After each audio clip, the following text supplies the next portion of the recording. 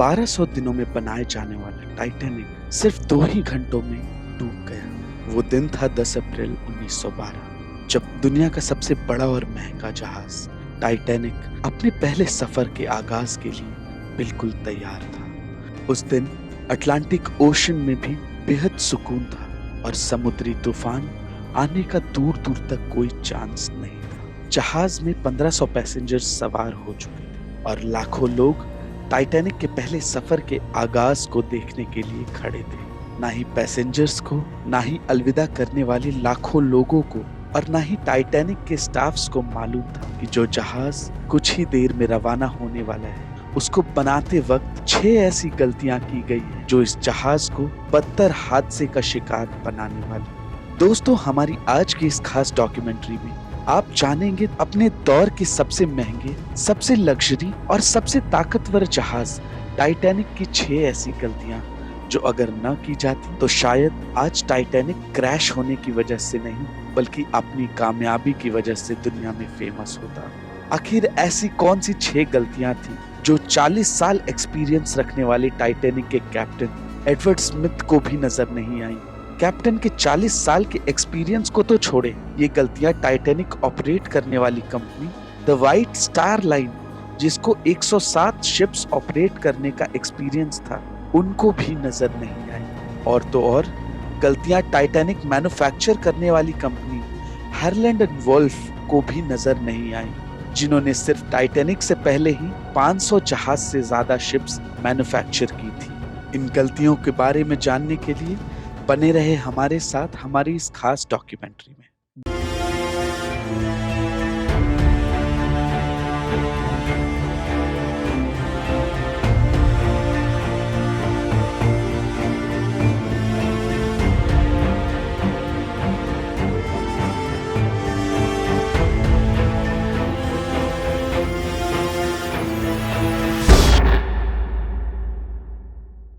दोस्तों, टाइटैनिक का कंस्ट्रक्शन 1907 में शुरू हुआ था और तकरीबन 3 साल के वक्त और 2000 वर्कर्स की मेहनत के बाद जहाज को तैयार कर लिया गया था। अब जहाज पूरी तरह से तैयार हो चुका था, लेकिन इसको टेस्ट करने का फेज अभी बाकी था।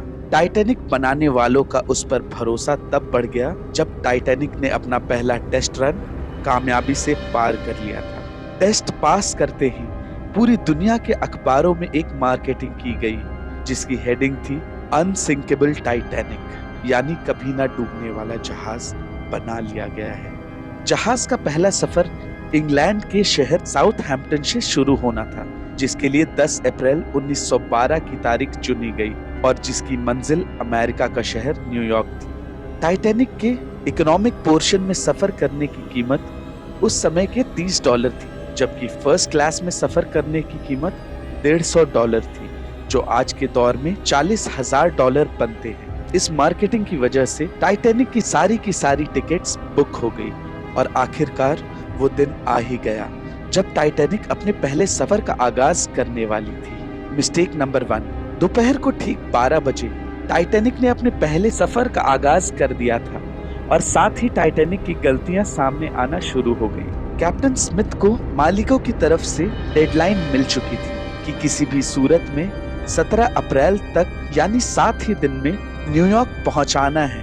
इसी वजह से कैप्टन ने जहाज की रफ्तार शुरू से ही बहुत तेज रखी थी और यही थी टाइटैनिक की सबसे पहली गलती। कैप्टन स्मिथ को दी गई इंस्ट्रक्शंस और प्रेशर की वजह से न्यूयॉर्क जल्द से जल्द पहुंचाना था, क्योंकि ये टाइटैनिक का पहला सफर था और अगर वो न्यूयॉर्क टाइम से नहीं पहुंचते तो टाइटैनिक की रेप्यूटेशन को काफी नुकसान होता।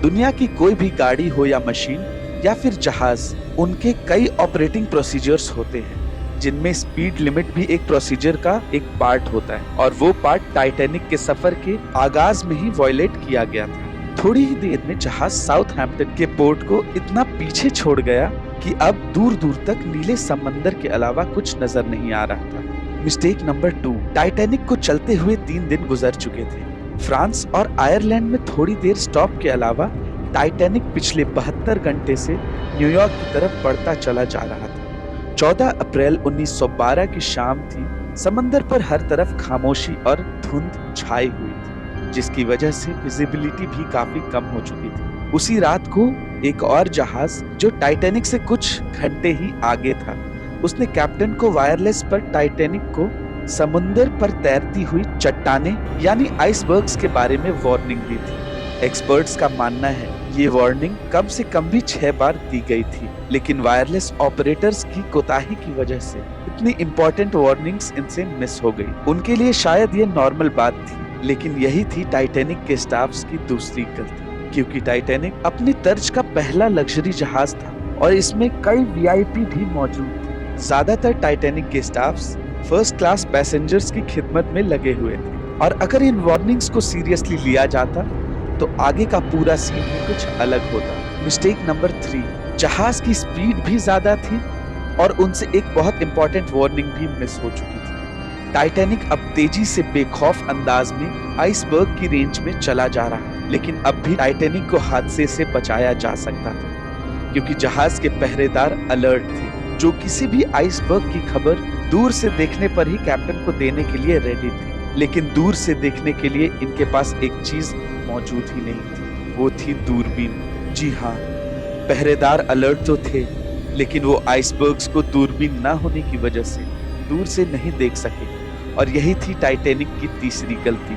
आइसबर्ग्स की खबर कैप्टन स्मिथ को उस वक्त हुई जब जहाज के पहरेदार ने खबर दी कि जहाज के बिल्कुल सामने एक फुटबॉल फील्ड की साइज के जितना बड़ा एक आइसबर्ग है। लेकिन अब बहुत देर हो चुकी थी, क्योंकि आइसबर्ग बहुत करीब आ चुका था। मिस्टेक नंबर 4, क्योंकि अटलांटिक ओशन में शिप्स को ऐसे आइसबर्ग्स का सामना करना पड़ता है जिसको बड़े बड़े जहाज आराम से हैंडल कर लेते हैं। शायद कैप्टन स्मिथ ने भी यही सोचा था।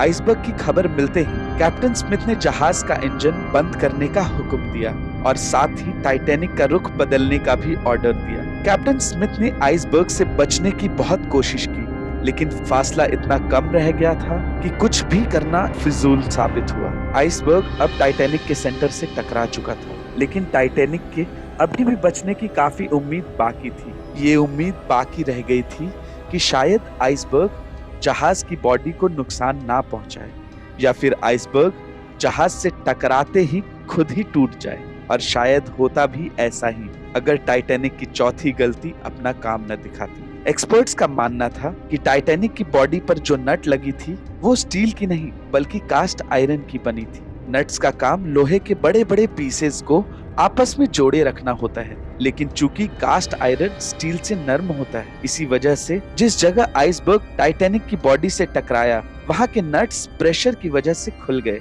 और फिर वही हुआ जिसका डर कैप्टन स्मिथ को था। मिस्टेक नंबर 5, टाइटैनिक की टक्कर एक फुटबॉल फील्ड जितने बड़े आइसबर्ग से हो चुकी थी। अब जहाज के निचले हिस्से में पानी भरना शुरू हो चुका था। खतरनाक टकराव ने पूरे स्टाफ्स और पैसेंजर्स को अलर्ट कर दिया था और साथ ही जहाज में मौजूद टाइटैनिक के मालिक जोसेफ ब्रूस को भी।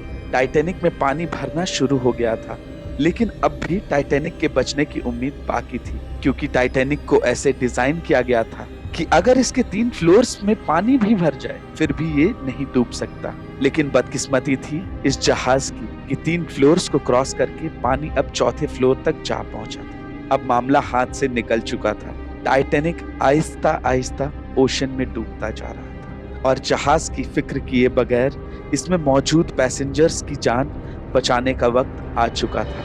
कैप्टन स्मिथ ने रेडियो पर इमरजेंसी अलर्ट जारी कर दिया।